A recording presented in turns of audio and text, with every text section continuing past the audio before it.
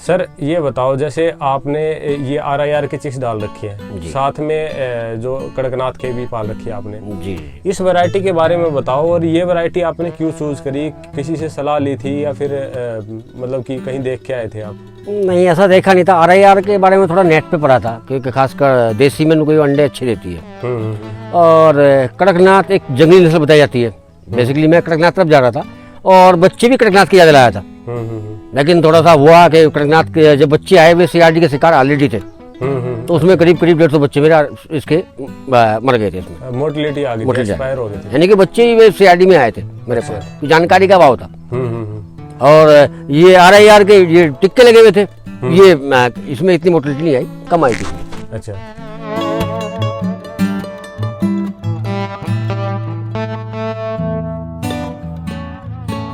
मैं देख रहा हूँ सर आपकी बर्ड, जैसे हम अलग अलग फार्म पे विजिट करते हैं तो आपकी बर्ड काफ़ी हेल्दी है, वेट भी अच्छा खासा गेन कर रखा है, और साथ में क्या है कि आराम से देखो अभी रेस्ट कर रही। नहीं तो क्या होता है, बहुत बर्ड परेशानी में होती है गर्मी के अंदर, मतलब इधर उधर चोंच से मार रही होती है, परेशान होती है बर्ड। वो स्ट्रेस में रहती है, बेसिकली स्ट्रेस नहीं है। हाँ, स्ट्रेस में आ जाती है बर्ड, तो ऐसी दिक्कत नहीं दिख रही। तो इसका क्या कारण, ये फ्री रेंज का ही कारण है या फिर कुछ? ये असली कारण तो फ्री रेंज का है। जैसे आपका पेड़ है, छां मिल रही है, वहाँ बैठ गए, हम बैठे हो तो यहाँ बैठ गए, बाकी जगह जगह पे इनके पूरे बाग में गुच्छे बंद होंगे, कहीं 10 कहीं 20 इस तरह बैठे होंगे।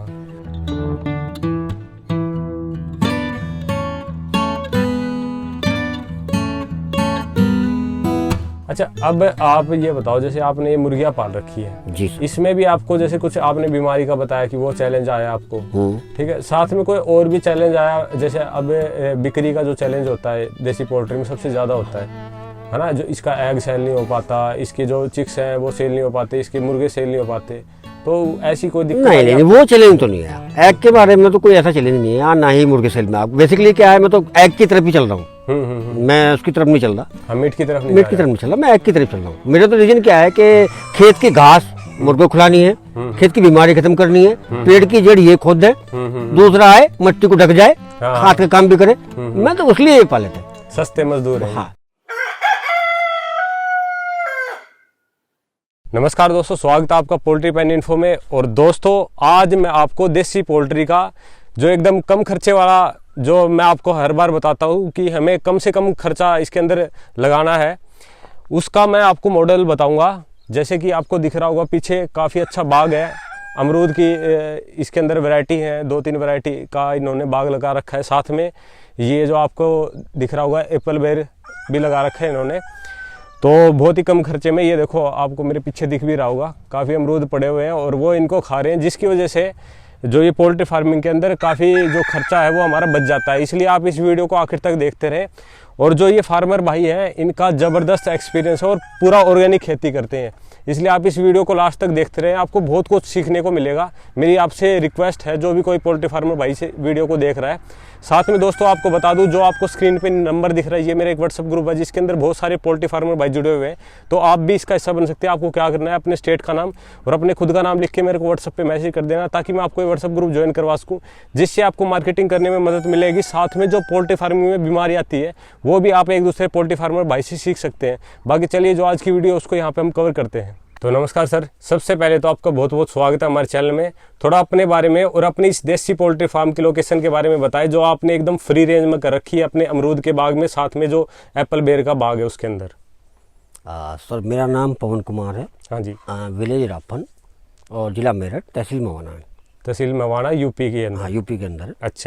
अच्छा, आपने ये अमरूद के बाग में देसी पोल्ट्री फार्म कर रखा है जी, है ना, शेड भी बना रखा है आपने अच्छा खासा, साथ में आपका बाग भी बहुत ज़बरदस्त है ना, अभी फ्रूटिंग भी आ रखी है आपके बाग के अंदर। तो मतलब क्या विचार बना कि भाई आपको ये मुर्गे पालने चाहिए बाग के अंदर? सर, इसका मेन कारण था, जैसे अमरूद की बात करते हैं गवावा की, इसके अंदर फ्रूट फ्लाई का प्रकोप बहुत ज़्यादा होता है। उसकी वजह से खासकर गर्मियों में अमरूद खराब होता है। अच्छा जी। मैं इस और जैविक में कर रहे हैं तो दवाइयों से बचने की कोशिश थी, इसके लिए जैसे लियोर आते हैं, सब कुछ किया, लेकिन 100% सक्सेस नहीं मिल रही थी। तो पिछले साल दिमाग में आया कि जो वेस्टेज आती है वो मुर्गों को दिया जाए, कि वेस्टेज खा लेंगे, जो उसकी जो गिंडार बन रही है वो खत्म हो जाएगी, जिससे फल मक्खी खत्म हो जाएगी। अच्छा, तो अब की बार 100% फल मक्खी नहीं है, जो अमरूद भी गिर रखा है ये भी अच्छा है, खराब नहीं है, लेकिन जैसे कल शाम के टाइम टूट गया, वो बिकने में जो हल्का है वो गिरते हैं इन्हें। अच्छा, क्वालिटी का मार्केट जा रहा है। अच्छा, जो आपका क्वालिटी का जो अमरूद होता है वो तो आप मार्केट में बेच देते हो, जो हल्का होता है वो अमरूद खा लेते हैं। अच्छा अच्छा जी। तो अच्छा, ये कैसा लगा आपको, मतलब कि जो बिजनेस है ये देसी पोल्ट्री का, थोड़ा सा इस बारे में। देखो, बागवानी के लिए बहुत बेस्ट है, यानी कि मेरे पास संख्या कम है क्योंकि नया था तो बीमारी के चैलेंज भी है। मुझे जानकारी नहीं थी कि मुर्गी में क्या बीमारी होती है। हाँ। तो जैसे बीमारी देखी हुई, अगर जैसे बाग है, बाग में घास बहुत ज्यादा होती है। हाँ। अगर मुर्गे की संख्या पूरी हो तो ये घास नहीं छोड़ेंगे, घास खत्म हो जाएगी। हाँ। अपनी बीट हर पेड़ के नीचे गिरेंगे। हाँ। तो पूरे माइक्रोन्यूट्रिएंट पेड़ को मिलेंगे। तो मेरी ये सोच क्या है, पेड़ और मुर्गी एक दूसरे के डिपेंड करना। अच्छा, म्यूचुअली डिपेंडेंट है। हाँ, तो डिपेंड हो जाएंगे तो बीमारी खत्म हो जाएगी पेड़ की भी, और मुर्गे स्वस्थ रहेंगे। जैसे अमरूद में कैल्शियम है, इन्हें कैल्शियम पड़ती, कैल्शियम की पूर्ति होगी। विटामिन सी है, इन्हें विटामिन मिल गए। जो दवाई देनी पड़ती है, बहुत सी दवाई मुर्गों को दी जाती है, मैं कभी मुर्गों को दवाई नहीं देता इस टाइप की। अच्छा, मतलब कोई बीमारियां आने की भी संभावना काफी काफी घट जाती है। जैसे पिछली इतनी हीट, इतनी गर्मी थी, तो ये मुर्गे अपनी पेड़ की छांव में बैठते हैं, खाया, पेड़ की छांव में लौट गए। तो उनका राशन भी इसी तरह का था, जिसमें आपका पानी की मात्रा बढ़ गई। तो इससे कोई वो नहीं, जैसे अमरूद है तो बहुत इस टाइम पे अच्छा चलता है इस टाइम पे। अच्छा सर, ये बताओ, जैसे आपने ये RIR के चिक्स डाल रखी है, साथ में जो कड़कनाथ के भी पाल रखी है आपने जी। इस वैरायटी के बारे में बताओ, और ये वैरायटी आपने क्यों चूज करी? किसी से सलाह ली थी या फिर मतलब कि कहीं देख के आए थे आप? नहीं, ऐसा देखा नहीं था। RIR के बारे में थोड़ा नेट पे पढ़ा था, क्योंकि खासकर देसी में कोई अंडे अच्छे देती है। और कड़कनाथ एक जंगली नस्ल बताई जाती है। बेसिकली मैं कड़कनाथ तरफ जा रहा था और बच्चे भी कड़कनाथ के ज्यादा लाया था। लेकिन थोड़ा सा हुआ कि कड़कनाथ के जब बच्चे आए, वे CRD के शिकार ऑलरेडी थे। तो उसमें करीब 150 बच्चे मेरे इसके मर गए थे, इसमें मोर्टेलिटी आ गई थी, एक्सपायर हो गए थे, यानी कि बच्चे ही वे CRD में आए थे मेरे पास। तो जानकारी का अभाव था। और ये RIR के ये टिक्के लगे हुए थे, ये इसमें इतनी मोर्टेलिटी नहीं आई, कम आई थी। अच्छा, तो आपने जैसे बताया कि पहले से CRD आ रखी थी, तो ये आपने जैसे बोला कि मेरे को जानकारी नहीं थी इस चीज़ की, तो कोई नया पोल्ट्री फार्मर करना चाहिए इस काम को तो उसे जानकारी लेनी चाहिए। जानकारी क्या है, मेरे हिसाब से जैसे जो मेरा ऑर्डर किया हुआ था, 1.25 से 1.5 महीने बच्चे का ऑर्डर किया हुआ था। जो माल मेरे पास आया, बच्चा 15 दिन का था। अच्छा। और जैसे RIR का बच्चा 1.25 महीने का था। उनके अंदर टिक्का लगा हुआ था। बेसिकली जो अगर बच्चे खरीद रहे हैं तो CRD का टिक्का लगा हुआ जरूर होना चाहिए। उसमें थोड़ी वो है दिक्कत है, जब तक दिक्कत रही, जब तक ये बच्चे बाहर नहीं खुले। खुलने के बाद वो बीमारी ऑटोमेटिक खत्म हो गई। अच्छा, तो फ्री रेंज का ये भी फायदा मिलता है? भी फायदा मिलता है। अच्छा, मैं देख रहा हूँ सर, आपकी बर्ड जैसे हम अलग अलग फार्म पे विजिट करते हैं तो आपकी बर्ड काफ़ी हेल्दी है, वेट भी अच्छा खासा गेन कर रखा है, और साथ में क्या है कि आराम से देखो अभी रेस्ट कर रही। नहीं तो क्या होता है, बहुत बर्ड परेशानी में होती है गर्मी के अंदर, मतलब इधर उधर चोंच से मार रही होती है, परेशान होती है बर्ड। वो स्ट्रेस में रहती है, बेसिकली वो स्ट्रेस नहीं है। हाँ, स्ट्रेस में आ जाती है बर्ड, तो ऐसी दिक्कत नहीं दिख रही। तो इसका क्या कारण, ये फ्री रेंज का ही कारण है या फिर कुछ? ये असली कारण तो फ्री रेंज का है। जैसे आपका पेड़ है, छां मिल रही है, वहाँ बैठ गए, हम बैठे तो यहाँ बैठ गए, बाकी जगह जगह पे इनके पूरे बाग में गुच्छे बंद रहे होंगे, कहीं 10 कहीं 20 इस तरह बैठे होंगे। अभी ये टोटल अपने पास कितनी बर्ड है? ये 200 के आसपास है, 200 के आसपास है। और कुछ बर्ड यहाँ बैठी हुई है, कुछ बर्ड मैं देख रहा था उधर भी बैठी हुई, कुछ बर्ड वहाँ भी आगे गेट पे हुई है ना, पूरे बाग के अंदर घूम रही है। आपने फ्रूट फ्लाई की बात करी, ठीक है। फ्रूट फ्लाई एक ऐसी बीमारी है जिससे अपना जो फ्रूट होता है वो खराब हो जाता है। जी। उसमें ये कैसे हेल्प करती है? नहीं, ऐसे जैसे हमें मालूम है, मेरी जानकारी तो है कि इस पे फ्रूट फ्लाई का अटैक है, इसके अंदर छोटी गिनार है, तो हम उसे बेचने की कोशिश नहीं करते, वो इन्हें खिलाते हैं। तो जो उसके अंदर की गिनार है, ये फल तो खाएंगे, तो गिनार भी खा ली, तो अगले जो मक्खी बननी है वो बन नहीं पाएगी, उनकी मक्खी की चैन टूट जाती है। अच्छा अच्छा, जैसे कि जो बच्चे उसके अंदर जो होते हैं, उसके अंदर लार्वा निकलना है, आगे बढ़ना है, तो वो वही खत्म हो जाती है, वो चैन टूट जाती है। अच्छा जी।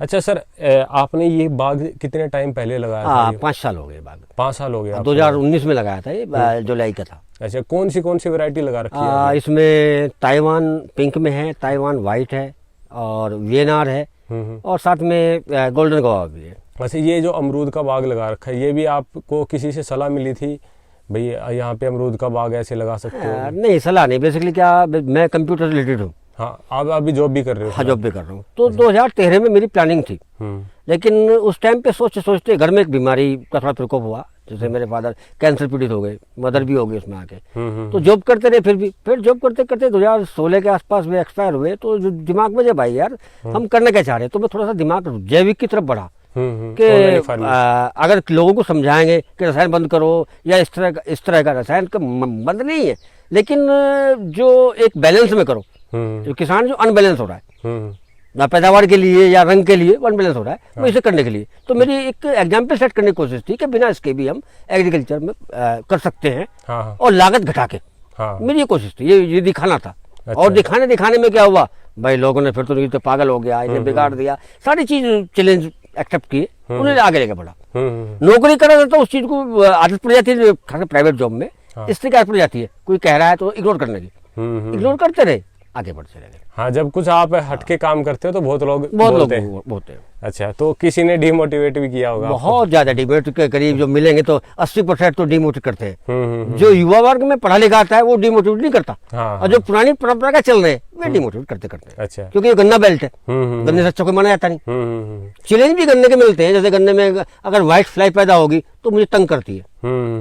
वो तो देखो हर जगह चैलेंज होते हैं। अच्छा, अब आप ये बताओ, जैसे आपने ये मुर्गियां पाल रखी है जी, इसमें भी आपको जैसे कुछ आपने बीमारी का बताया कि वो चैलेंज आया आपको, ठीक है, साथ में कोई और भी चैलेंज आया? जैसे अब बिक्री का जो चैलेंज होता है देसी पोल्ट्री में सबसे ज़्यादा होता है ना, जो इसका एग सेल नहीं हो पाता, इसके जो चिक्स हैं वो सेल नहीं हो पाते, इसके मुर्गे सेल नहीं हो पाते, तो ऐसी कोई दिक्कत नहीं? वो चैलेंज तो नहीं है, एग के बारे में तो कोई ऐसा चैलेंज नहीं है, ना ही मुर्गे सेल में। बेसिकली क्या है, मैं तो एग की तरफ ही चल रहा हूँ, मैं उसकी तरफ नहीं चल रहा। हाँ, मीट की तरफ नहीं चल रहा, मैं एग की तरफ चल रहा हूँ। मेरा तो रीजन क्या है कि खेत की घास मुर्गों को खिलानी है, खेत की बीमारी खत्म करनी है, पेड़ की जड़ ये खोद है, दूसरा है मट्टी को ढक जाए, हाथ का काम भी करे। मैं तो उसलिए ये पाले थे, सस्ते मजदूर है। हाँ, सस्ते मजदूर सब, क्योंकि घास की प्रॉब्लम सबसे ज्यादा होती है बाग में। हालांकि पावर टीलर खड़ा हुआ वो चलाना बार बार, क्योंकि लेबर तो इतनी मिलेगी नहीं जितनी होती है, तो उससे थोड़ा सा बेनिफिट के लिए संख्या कम है मेरी, अब की साल बढ़ाऊंगा। अब की बार बढ़ाओगे? अब की बढ़ाऊंगा। आपने अंडे की बात करी,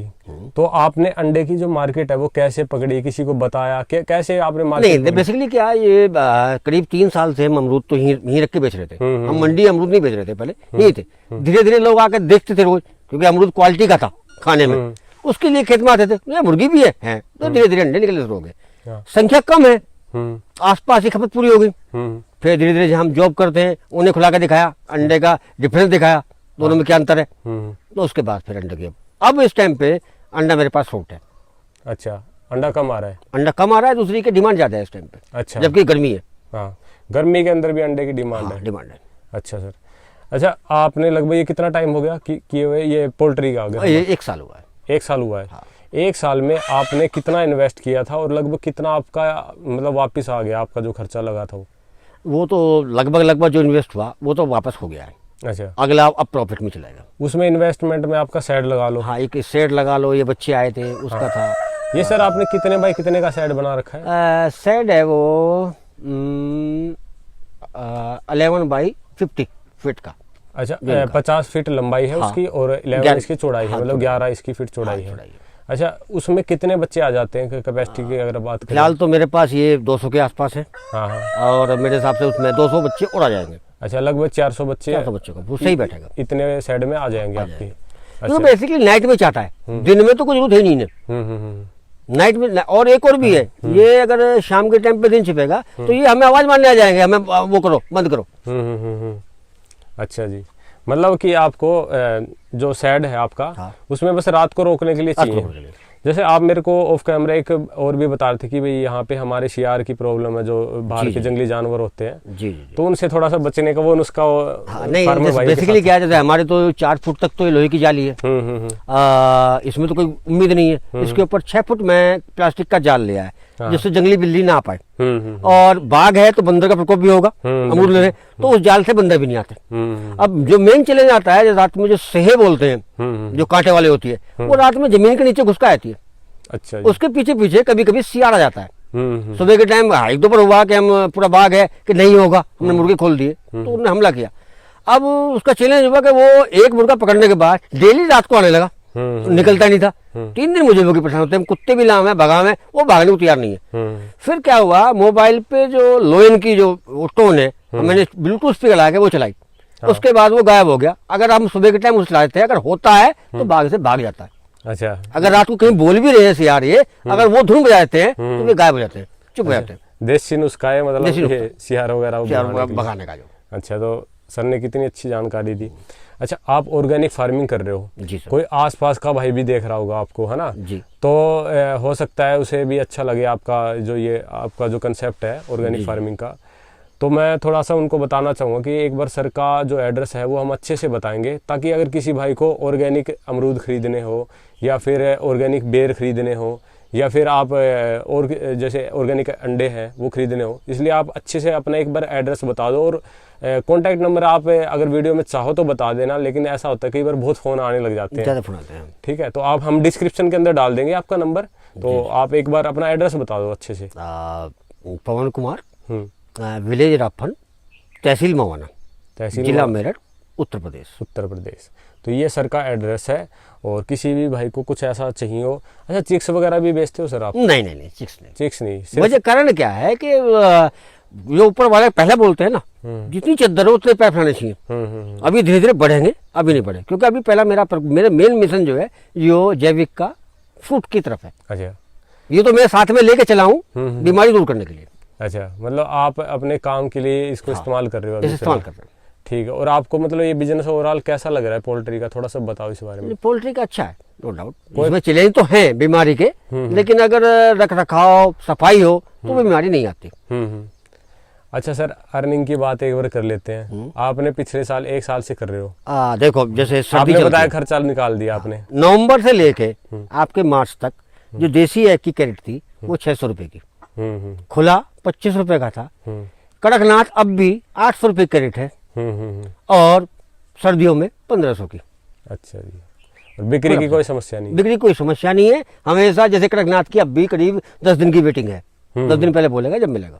अच्छा, कौन लोग होते हैं ये ले जाने वाले? देखो जैसे कड़कनाथ की तरफ तो कोई पढ़ा लिखा ही लोग जाएगा, जिसे मालूम होता है इसके अंदर अंडे के अंदर फैट नहीं होता। हाँ, बीमारी लड़ने की क्षमता होती है। मान लो किसी का डेंगू हो गया और पैरों में अकड़ाहट है, तो इसके अंदर विटामिन B12 वगैरह है। उस वजह से जैसे फेफड़े संबंधी बीमारी है, अस्थमा के पीड़ित है, तो उसमें इसका अंडा बहुत ही कामयाब है। और देसी अंडे में क्या, उसमें थोड़ी सी चिकनाई होती है। अच्छा, जो हेल्थी है उनके मतलब का नहीं होता। जो हार्ट पेशेंट टाइप है उनके लिए कड़कनाथ का अंडा काम करता है। अच्छा, कोलेस्ट्रॉल कम होता है उसके अंदर? कोलेस्ट्रॉल होता ही नहीं, वो रिमूव करता है। और बहुत सारे अमीनो एसिड और हाँ, बहुत सारे विटामिन होते हैं।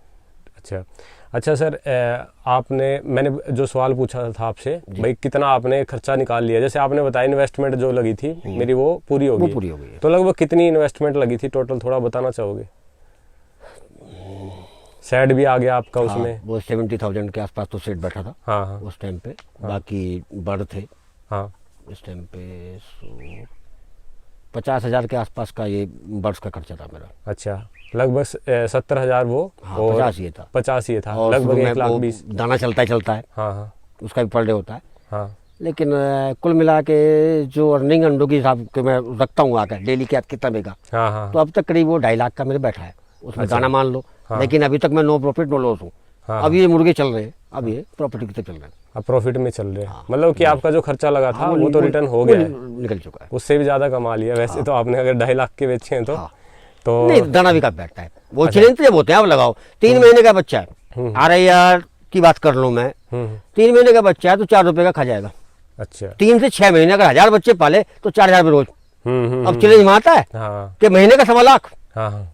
वो जब तक अंडा नहीं चलेगा जब तक चैलेंज है। अच्छा अच्छा, जब तक अंडा आपका बिकेगा नहीं तब तक वो और नए तो छोटे शुरुआत करो, कम से कम आपका मार्केट तो बने। मार्केट बनने के बाद बढ़ा लो।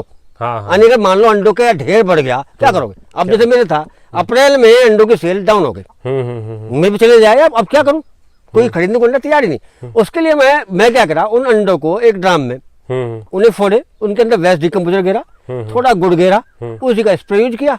उससे मेरी फ्लोरिंग अच्छी बढ़ी और फल का साइज और मिठास बढ़ गई, क्योंकि अंडे में सभी कुछ है। हाँ, तो कई बार समस्या आ जाती है बिक्री में, तो आप जैसे देखो। हाँ, इस तरह यूज कर लेते हैं। बाग में तो वो यूज हो जाएगा इस तरह। इनकी बीट भी यूज हो रही है, सब कुछ यूज हो रही है। हाँ, तो आप जैसे जो टेक्निकल फार्मर होते हैं वो तो थोड़ा सा इस चीज को ओवरकम कर लेते हैं, है ना? वो माइक्रोन्यूट्रिएंट तो है अंडे में। हम बाजार से माइक्रोन्यूट्रिएंट क्यों खरीदे? माइक्रोन्यूट्रिएंट भी है, कैल्शियम भी है उसके अंदर, सारी चीजें हैं उसके अंदर। तो मैं उसी का स्प्रे लगाता हूँ, वो भी 0.5 लीटर। 15 लीटर टंकी में 0.5 लीटर। 0.5 लीटर से मैंने फालतू करके देखा था, तो पेड़ झुलस गए थे। अच्छा, उसका इतना भी असर पड़ता है? इतना असर है। आधा लीटर से फालतू का 1 लीटर करा था तो पेड़ झुलस गए थे, देख लिया पत्ते भी मुड़ गए थे एक तरह से। अच्छा अच्छा, तो सर ने इतनी अच्छी जानकारी दी, उसके लिए सर आपका बहुत बहुत धन्यवाद।